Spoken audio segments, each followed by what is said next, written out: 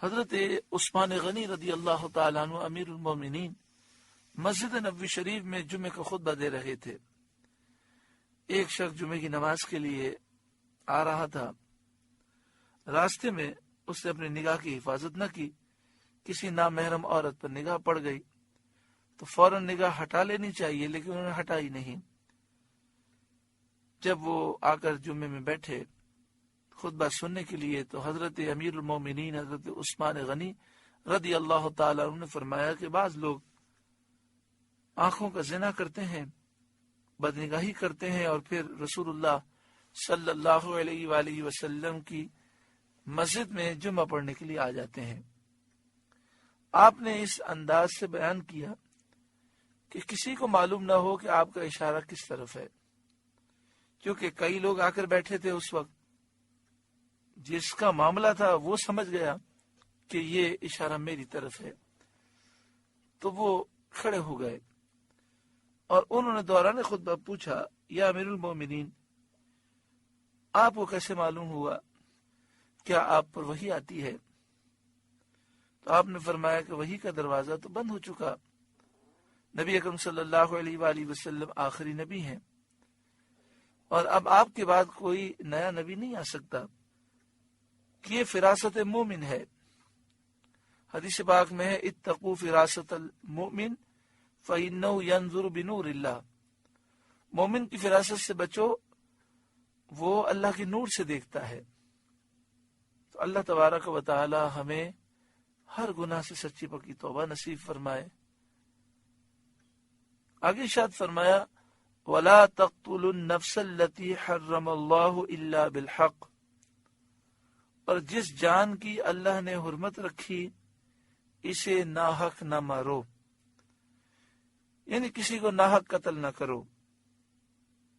وہ امور جن سے قتل مباح ہوتا ہے، کسی کو قتل کرنا جائز ہو جاتا ہے، وہ یہ ہیں: نمبر ایک مسلمان ہو اور وہ مرتد ہو جائے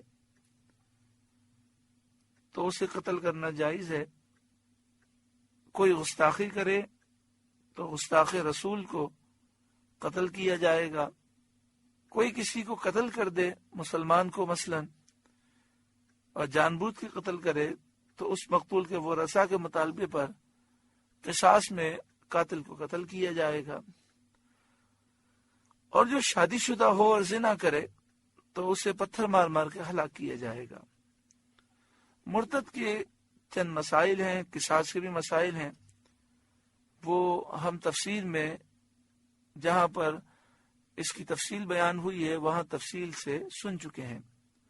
بخاری مسلم کی حدیث میں ہے کہ سید عالم صلی اللہ علیہ وآلہ وسلم نے فرمایا، کوئی مسلمان جو لا الہ الا اللہ محمد رسول اللہ کی گواہی دیتا ہو، اس کا خون حلال نہیں مگر ان 3 سببوں میں سے کسی ایک سبب سے، یا تو شادی شدہ ہونے کے باوجود اس سے زنا سرزد ہوا ہو، یا اس نے کسی کو ناحق قتل کیا ہو اور اس کا قصاص اس پر آتا ہو، یا وہ دین چھوڑ کر مرتد ہو گیا ہو۔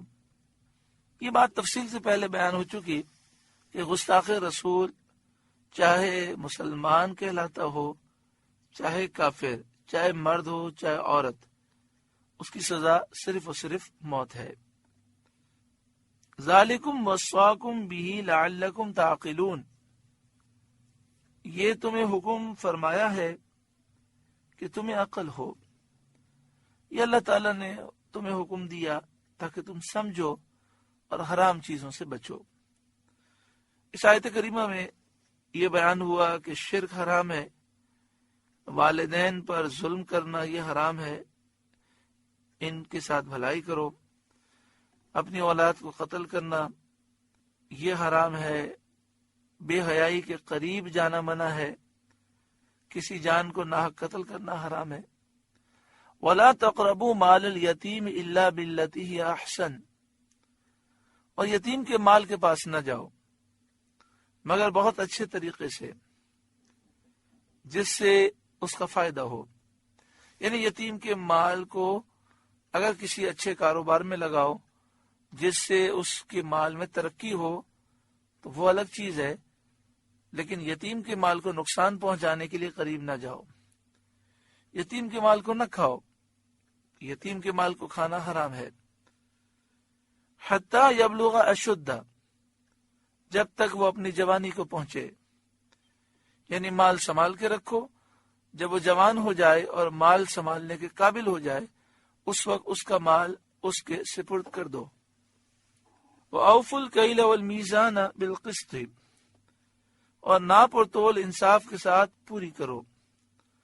لا نکلف نفسا الا وسعها، ہم کسی جان پر بوجھ نہیں ڈالتے مگر اس کے مقدور بھر، ہم کسی جان پر بوجھ نہیں ڈالتے مگر اس کی طاقت کے مطابق، یعنی جتنے شرعی احکام ہیں ان پر عمل کرنا انسان کے بس میں ہے اور اس کی طاقت کے مطابق حکم ہے۔ وَإِذَا قُلْتُمْ فَعْدِلُوا، اور جب بات کہو تو انصاف کی کہو۔ وَلَوْ كَانَ ذَا قُرْبَى، اگرچہ تمہارے رشتہ دار کا معاملہ ہو۔ وَبِعَهْدِ اللَّهِ أَوْفُوا، اور اللہ ہی کا عہد پورا کرو۔ اس آیت کریمہ میں یہ بیان کیا گیا کہ یتیم کا مال کھانا حرام ہے، ناپ تول میں کمی کرنا حرام ہے، نا انصافی کی بات کرنا حرام ہے، وعدے کی پاسداری نہ کرنا حرام ہے۔ تو یہاں یہ حکم دیا گیا کہ یتیم کے مال کی حفاظت کرو، ناپ تول کو پورا کرو، انصاف کے ساتھ جب بھی بات کہو سچی کہو، انصاف کی بات کہو، اور اللہ تعالی سے کیا ہوا عہد پورا کرو۔ ذالکم وصاکم بہ لعلکم تذکرون، یہ تمہیں تاکید فرمائی اللہ تعالی نے کہ کہیں تم نصیحت مانو۔ وَأَنَّ هَذَا صِرَاطِي مُسْتَقِيمًا، اور یہ کہ یہ ہے میرا سیدھا راستہ۔ ان دو آیتوں میں جو احکام بیان کیے گئے یہ سیدھا صراط مستقیم ہے۔ فَاتَّبِعُوهُ، تو اس پر چلو۔ وَلَا تَتَّبِعُوا السُّبُلَ، اور راہیں نہ چلو، اسلام کے راستے کو چھوڑ کر دوسری راہ پر نہ چلو۔ جو بھی اسلام کے خلاف راستہ ہے، چاہے یہودیت ہو، عیسائیت ہو یا اور کوئی باطل دین، سب باطل راستے ہیں۔ فَتَفَرَّقَ بِكُمْ عَنْ سَبِيلِي، کہ تمہیں اس کی راہ سے جدا کر دیں گی۔ اگر تم ان راہوں پہ چلو گے تو صراط مستقیم سے دور ہو جاؤ گے۔ ذَلِكُمْ وَصَّاكُمْ بِهِ لَعَلَّكُمْ تَتَّقُونَ، یہ تمہیں حکم فرمایا کہ کہیں تمہیں پرہیزگاری ملے، عمل کرو گے تقوی اور پرہیزگاری نصیب ہوگی۔ ثم آتینا موسیٰ الکتاب، پھر ہم نے موسیٰ کو کتاب عطا فرمائی یعنی توریت عطا فرمائی۔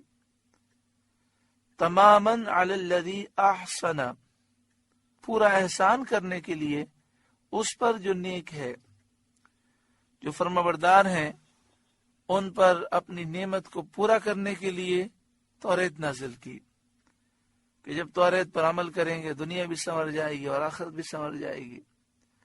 وَتَفْصِيلًا لِكُلِّ شَيْءٍ، اور ہر چیز کی تفصیل، وَهُدًى اور ہدایت، وَرَحْمَةً اور رحمت، لَعَلَّهُمْ بِلِقَاءِ رَبِّهِمْ يُؤْمِنُونَ، کہ کہیں وہ اپنے رب سے ملنے پر ایمان لائیں،